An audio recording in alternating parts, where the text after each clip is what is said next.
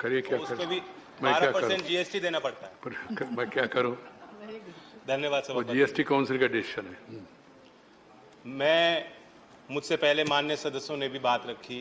पहले श्रद्धांजलि दूंगा माननीय सुषमा स्वराज जी को, और इसमें कोई शक नहीं है, मुझे याद है मैं लोकसभा में उनके भाषण को मैंने सुना। जिस तरीके से जमीन से जुड़ी बात, एक गृहिणी का दर्द, घर गृहस्थी की बात, मध्यम वर्ग और गरीब के दर्द को, पीड़ा को वो बयान करती थी बेखूबी तरीके से। तो उनसे प्रेरणा लेते हुए आज वो दायित्व हमारा है, हम कोशिश करेंगे, बाकी सरकार भी ऐसी हो जो सुने।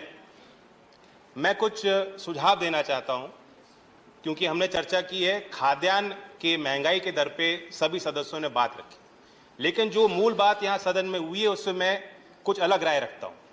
हम महंगाई की बात करते हैं, तुरंत आलू प्याज टमाटर पे आ जाते हैं। हमने क्या सीमेंट सरिया ईंट की बात की, ट्रैक्टर के भाव की बात की, पंप सेट के भाव कैसे बढ़ गए उनकी बात की, क्या किसान की लागत की हम चर्चा कर पा रहे हैं? मैं आंकड़े दूंगा। अप्रैल से जून 2020 ये जो 3 महीने हैं, अगर उसमें सीपीआई फूड इन्फ्लेशन 8% रहा, जो काफी होता है मैं मान रहा हूं, उसी समय में आपका WPI फार्म इनपुट इन्फ्लेशन 27.4% रहा। और यहां मैं लिव्ड एक्सपीरियंस बताना चाहता हूं, अनुभव बताना चाहता हूं। अगर आंकड़ा गलत हो, बहुत सदस्य यहां ऐसे हैं जो खेती करते हैं, जानते हैं, वो बता दें। 2014 में अगर 1 एकड़ के गेहूं के खेत पे ट्रैक्टर से आप जुताई करते, आपके औसतन 3,000 रुपए खर्च हो रहे थे। आज 8 साल बाद 5400 रुपए खर्च होते हैं। 1 एकड़ के धान की खेती आप करते, 300 रुपए का बीज आ जाता था, अब 600 रुपए लग रहे हैं। आपके खाद और दवाई पे अगर 3,000 रुपए 2014 में खर्च हो रहे थे 1 एकड़ के धान की खेती करने वाले किसान के लिए, आज 6,000 रुपए तक वो आंकड़ा पहुंच गया। तो हम सिर्फ महंगाई की बात करें, ठीक है, टॉप है, आपने स्कीम बनाई, 2018 में 500 करोड़ दिए। सवाल बनता है कि उस संसाधन का क्या प्रयोग हुआ? क्या हमने खाद्य प्रसंस्करण की इंडस्ट्री को, फूड प्रोसेसिंग को बढ़ावा दिया है? क्या ये सच्चाई नहीं है कि आप टॉप टोमेटो से शुरू होता है, टमाटर से शुरू होता है, टमाटर के प्रोसेसिंग पे आप 12% जीएसटी वसूलना चाहते हो? क्या ये सच्चाई नहीं है कि पोटैटो को प्रोसेस करने के लिए अगर आप चिप्स बनाएंगे, नमकीन बनाएंगे, तो उस पर भी आप 12% जीएसटी वसूलना चाहते हो?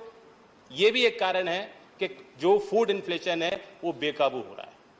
मैं आग्रह करूंगा, वित्त मंत्री को मैं सुझाव देना चाहता हूं कि अगर आप सीपीआई में जो वेटेज है फूड का, अगर आप उसे घटा देंगे तो ये जो चर्चाएं बेवजह होती हैं, आप पे भी दबाव कम होगा। आप तुलना कीजिए, जर्मनी में सीपीआई का वेटेज फूड का क्या है? 8.5%, ब्राजील में 25.5%, चाइना में 19.9%, पाकिस्तान में भी 35% है, हमारे यहाँ 46% है। इसलिए दूध का भाव 1 रुपए बढ़ जाएगा तो त्राही त्राही मच जाएगी, आप पे भी दबाव बन जाएगा और फिर आप व्यवहारिक फैसले नहीं ले पाती हो। हमने देखा है, दुनिया ने देखा। कॉमर्स मिनिस्ट्री डेलीगेशन तैयार कर रहा था, एक्सटर्नल अफेयर मिनिस्ट्री पीएम को ब्रीफ कर रहे थे, प्रधानमंत्री यूरोप में कह रहे थे कि हम दुनिया का पेट भरेंगे, गेहूं का निर्यात करेंगे, और कुछ ही दिन में आपने निर्यात पर प्रतिबंध लगा दिया। ऐसे फैसले ना हो, इसलिए मेरी मांग है। दूसरी बात, मैं भी अभी कंक्लूड कर रहा हूं। मेरी सहानुभूति है वित्त मंत्री जी के साथ, क्योंकि जब से वो आई हैं वो मजबूर होकर क्राइसिस मैनेजमेंट मोड में उन्होंने काम किया है। लेकिन हमें सिनेरियो प्लानिंग करनी चाहिए, भविष्य की प्लानिंग योजना हमें बनानी होगी। मैं पूछना चाहता हूं, आज मॉनसून डेफिशिएंसी है उत्तर प्रदेश में, बिहार में, झारखंड में जितनी औसतन बारिश होती थी नहीं हुई। 23% धान की बुआई उत्तर प्रदेश में कम हुई है। क्या वहां के कृषि मंत्री विभाग ने कोई मीटिंग ली है? क्या आपने उनके साथ बैठक ली है?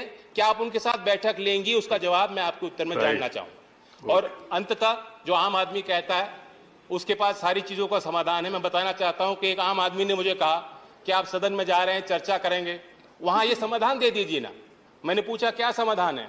उसने कहा सरल है, ऐसी व्यवस्था बना दो, 5 साल तो सरकार रहेगी इनकी, ऐसी व्यवस्था बना दो कि हर 2-3 महीने में कहीं चुनाव करा दो और आप देखोगे सरकार डीजल, पेट्रोल, बिजली कोई भी भाव बढ़ने नहीं देगी। राइट, धन्यवाद। राइट। इन्होंने कोई राजनीति किया नहीं, सुझाव दिया, आप उसको स्वीकार करेंगे ना करेंगे अलग बात है। ऐसी चर्चा ऐसी होना चाहिए सचमुच में। Shri Suresh Reddy, 2 minutes, Suresh Reddy. Sorry to Suresh. Yes, sir. Chairman, sir, I do understand your predicament, sir, but at the same time, we are a 7-member party, and my name was on the listed business today, sir. But, of course, there was a communication gap between us and the table, which resulted in the name not being there, sir. But nevertheless, sir, I'll